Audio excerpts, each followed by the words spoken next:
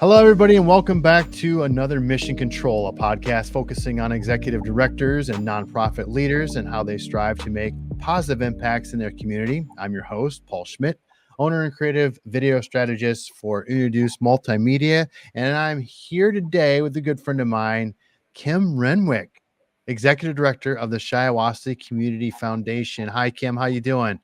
Hi, good, Paul. Wonderful. Well, thanks for joining me. I appreciate you being on this podcast. I was glad that you were able to do it. Yeah, it worked out. I just had Rotary today also, so. You're on a roll. You're on a roll. Yes. So, because the title of the program is Mission Control, I like to start out with the mission. What is the mission of the Shiawassee Community Foundation? So the mission of the Shiawassee Community Foundation is to enrich lives in Shiawassee County through strong community relationships and good stewardship of our funds. And community foundations always say for good forever, because these funds are normally endowed funds that we will keep forever and keep that person's family name or individual's name in memory forever for them. And then the interest of that fund is used, a portion of that, for the expendable. So that fund never goes away. That's awesome. That's really cool. And we're going to get a little bit into that a bit. Okay. But I wanted to really look at something that's interesting about you coming into the Shiawassee Community Foundation is like you spent a couple decades at a bank. Yes. So talk to me a little bit about that background. What was that?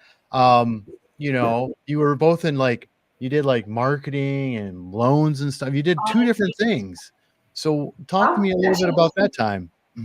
Several different things. I've been in several different departments in banking for 25 plus years, fortunately, but in several different banks. I was in Ann Arbor. I was in Wausau, back and forth twice when I was first married, and then we moved to Ann Arbor and I was in banking there, and then I moved back to Wausau area. I've been in the trust department. I've been a commercial lender for several years. I was a branch manager for a while. Initially starting out, I was a teller, and then I was in marketing as well. So yeah, ran the gamut in banking, but kind of retired from banking as things kept changing and institutions kept changing, and found my place here in the community foundation world, which I love. And it's interesting, when I first started, I mentioned that I was in banking, and everyone's like, oh yeah, everybody comes from banking in the community foundation, where I'm like, what they do? And they said, well, a lot of boards like bankers because we're finance people and we deal with money and keep an eye on funds and things. So we're used to that. And I'm also used to all the checks and balances, because in banking world, there's a lot of checks and balances that you have to have. And in the community foundation world, you have to have those checks and balances in place also to keep your audits going and good. So it was a pretty easy transition when I first came, as far as that. And the person actually that I replaced came from banking as well. So that was interesting. So it's not necessarily a prerequisite to work at the community foundation from the banking world, but it sure does help, huh? No, but yes, they, the board, when they see that, they're like, oh, we like this person already knows finances and the money and how to manage all of that. So, and security, you know all the security measures. So, yeah. Well, I mean, you spent, like I said, like you said, a couple of decades in banking. There was something there that you liked. What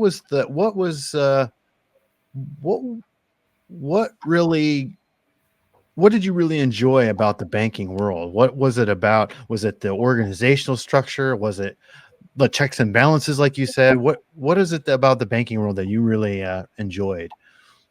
I think it is part the checks and balances. I love that. I like the structure. I like the professionalism, which you have in Community Foundation also. It's a very professional place to work.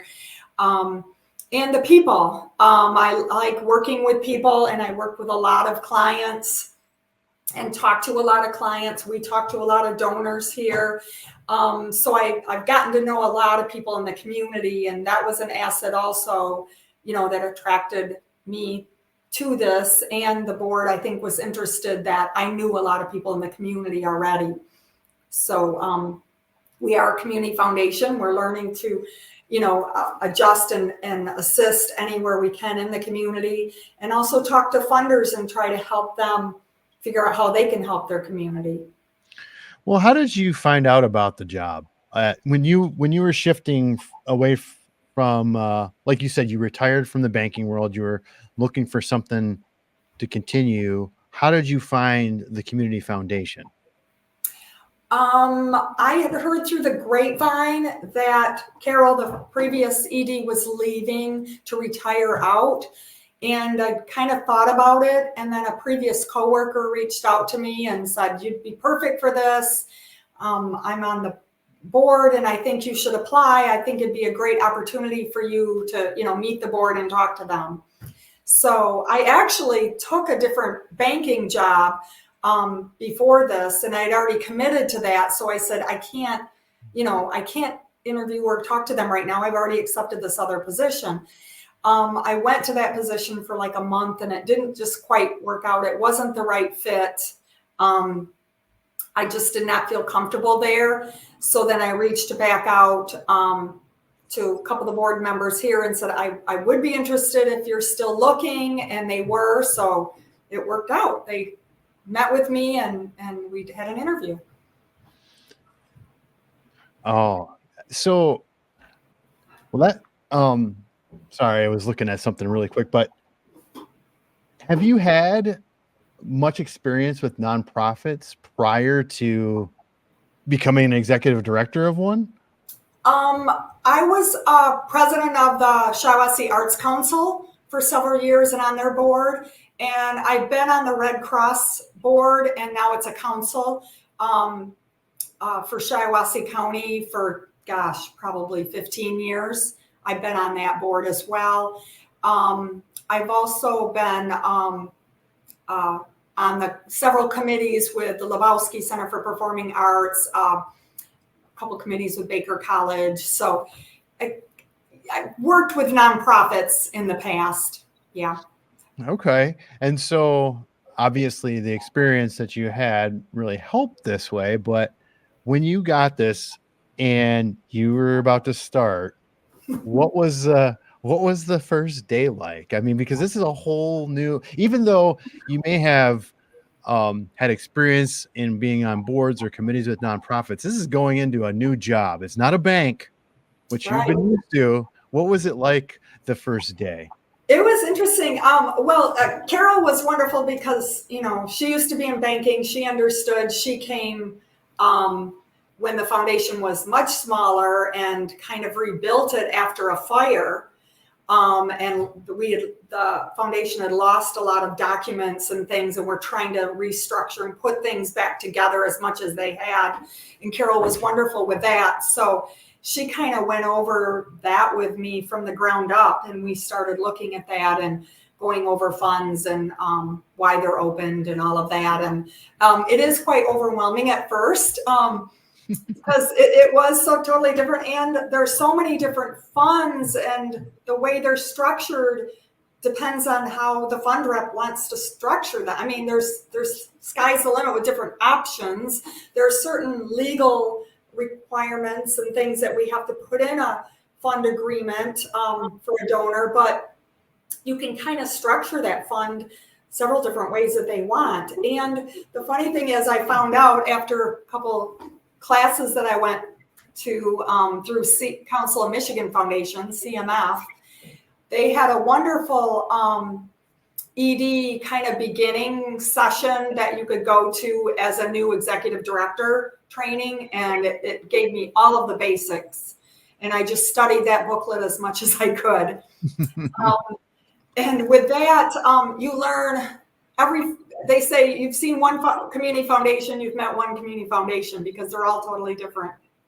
And as far as the structure is the same, the fund agreements are pretty much the same, but they can structure the fund agreements, depending on what their fund representatives want. They're all totally different. And how their board determines like scholarships and how to give out scholarships and how to review the scholarships and all of that. There's not a black and white way to do it, which is a little different for me, because in banking, a lot of it is black and white. It's like you either have a deposit or you don't, and you either have a loan and you close that, or you do not, and you owe this certain amount and all of that. So it was very interesting. I was really interested in just kind of immerse myself in everything that we had in the office about funds, and looked up old funds agreements, and just learn some of that as you go too. So you're saying that you had to like unlearn a lot of the processes that you had in a bank, just to really approach some of these aspects?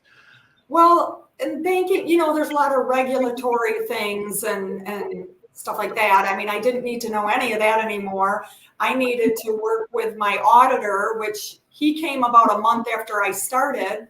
So that was a big help also, and talk with him, find out what did he need and how do I need to prepare these documents for him the following year, as far as how things should look and the way things should be. We had checks and balances, we had policies in place. So just reviewing all those and making sure we stay in compliance with all those policies. And that is part of banking. So that part, is the easy part for me to pick up and learn.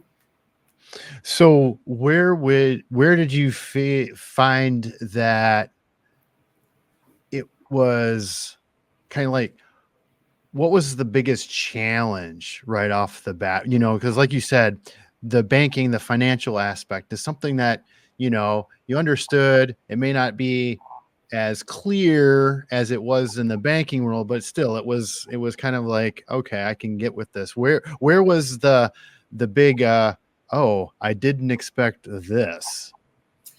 Yeah. When I started and Carol started showing me the system, every time a fund would be open, she'd show me, this is how you open a fund and this is how you input on the system. And I'm like, wait, what? I have to input it on the system, and here's the credit you put it to, and here's the debit, and here's which I was used to debit credits, but it's opposite of banking. Oh. And then 80% of our time was spent doing bookkeeping work, of my time initially. And I soon realized that was way too much. And I think it was much more than the board realized Carol or I were doing. And we needed to look at a solution to this, because it was taking way too long to input things on the system and then have to run all the monthly board reports off the system each month. Because the way the system ran, you have to close the month out and everything has to exactly balance before you can run all the reports. So if something was input incorrectly or it looked funny to me, I would have to re-edit it and run another report before I could close the month out and get the balances out. So that was just a long process. I did that for about 1.5 years. Working extra hours and overtime, and the board's like, how come you're on the computer all the time? And I'm like, because this bookkeeping system is a nightmare.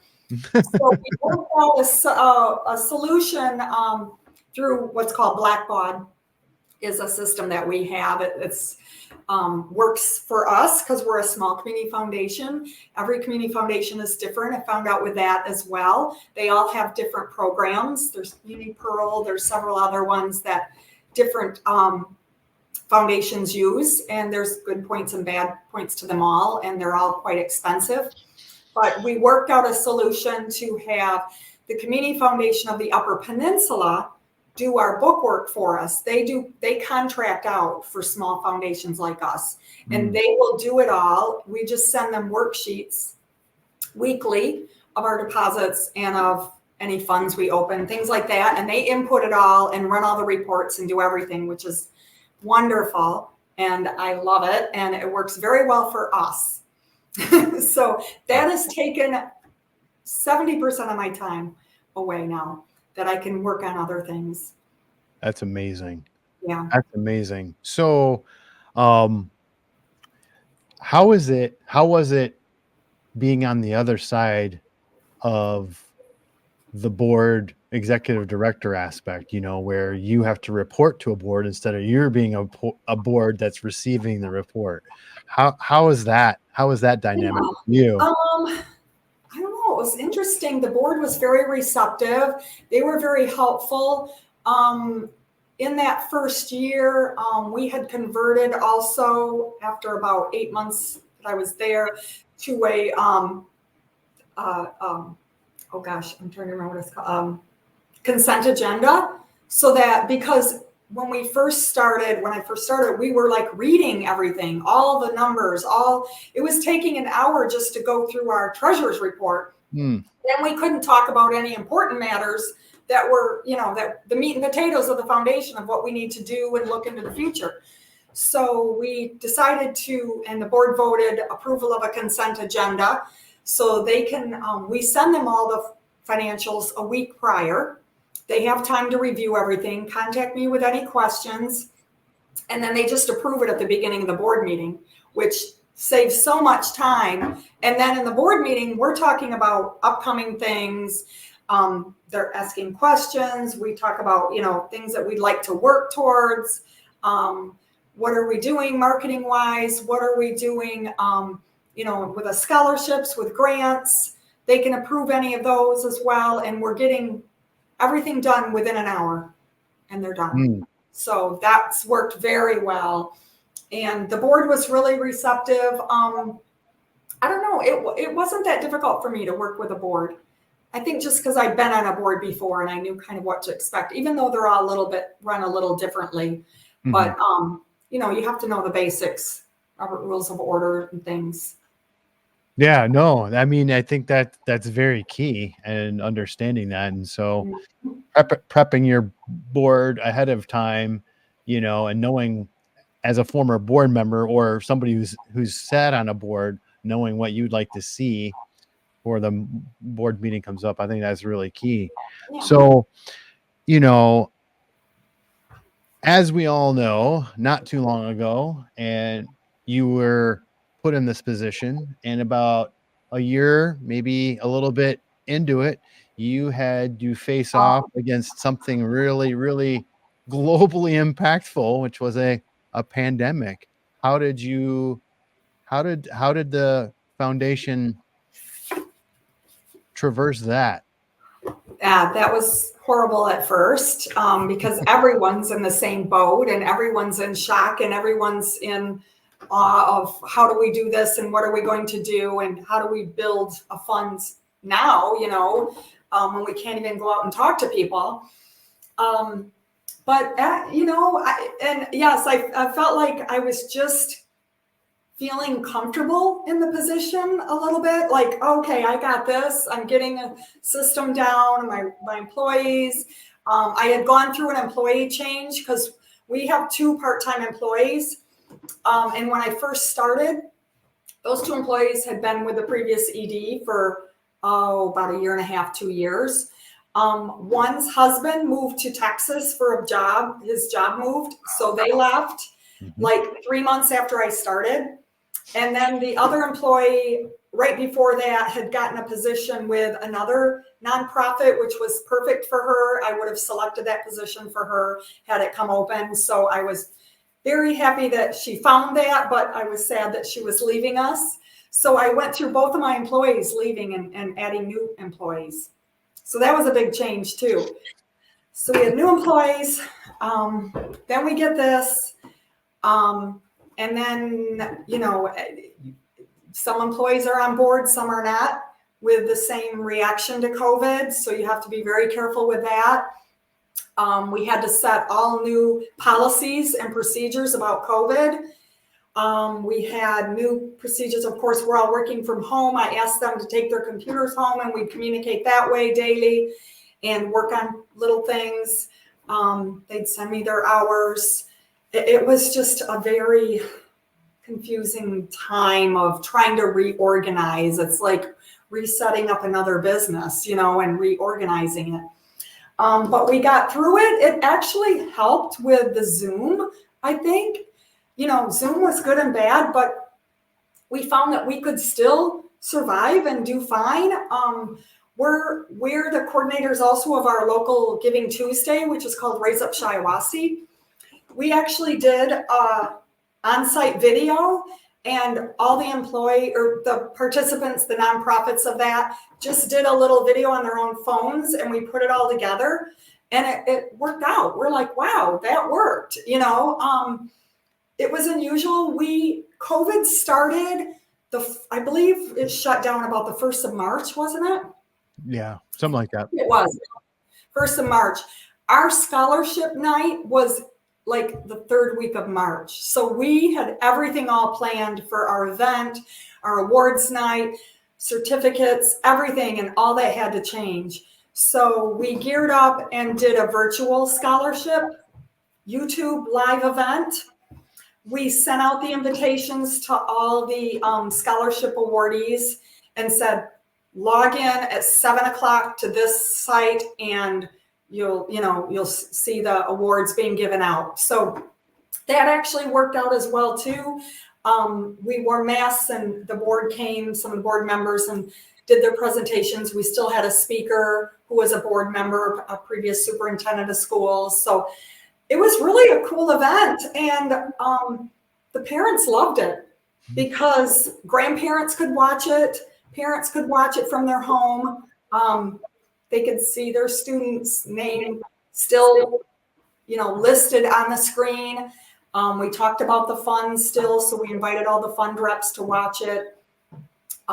So it worked out, and we can realize now that you can survive anything like that. I mean, we've gotten through it. We've gotten stronger because of it. And we've got some options now with meetings. We still sometimes have a Zoom option for board once in a while. If a couple members can't come and they say, hey, can I Zoom in? We'll add a Zoom option so they can do that. So it has over the course of pre-pandemic, when you first started, just and through now, I mean, has there been like a different shift in the way fundraising has happened, or fundraising in your world? Is there different, or what have you kind of like pivoted to? We've seen, differences. We have a lot of older funders, fund reps. So we still do a lot of manual mailings to them to target them and help them. We do our annual report now as an annual calendar. So we mail that out to all of our fund reps, and they get a copy of that. So they've got something physical. But we see that it's very important to reach out online to those other individuals, young people, that it's easier for them to see the and send them that way, or pick a fund that on our system and donate that way. So Amanda, who's my program manager now, she does a great job with Instagram posts, Facebook posts. She highlights a fund each week and talks about the story of that fund, because it's all about the story of these funds and why they were opened. And if you like the story, if you want to support the same thing this person has an interest in supporting, donate to this fund. So we do see a lot of changes coming, even with AI, with ChatGPT. We've seen scholarship applications changing because of that. So now we have to add some directives on our scholarship application to tell students that welcome to use ChatGPT or AI when writing their essays, but if they use it all to write their essay, we're going to know, and we can tell, and they will not basically get scored as well. They've got to really put an effort in their essay. They can't just use strictly AI. Right. Right. That makes a whole lot of sense. I was wondering about that, and you answered that question. Yeah. So talk to me a little bit about, your thoughts. You're celebrating a huge milestone this year. Yes. Yes. So number 50, talk to me a little bit about what's happening in your world around that, and what your plans are for the next 50. Gosh, sustainability and growth are our plans for the next 50, but this 50, we've celebrated, we've decided to celebrate at our scholarship event, which was in the first part of May. We did that and had a huge celebration kind of party and invited all the fund reps to come, and all the scholarship parents and their winners. And we had some past Yackers and our old past Yak representative.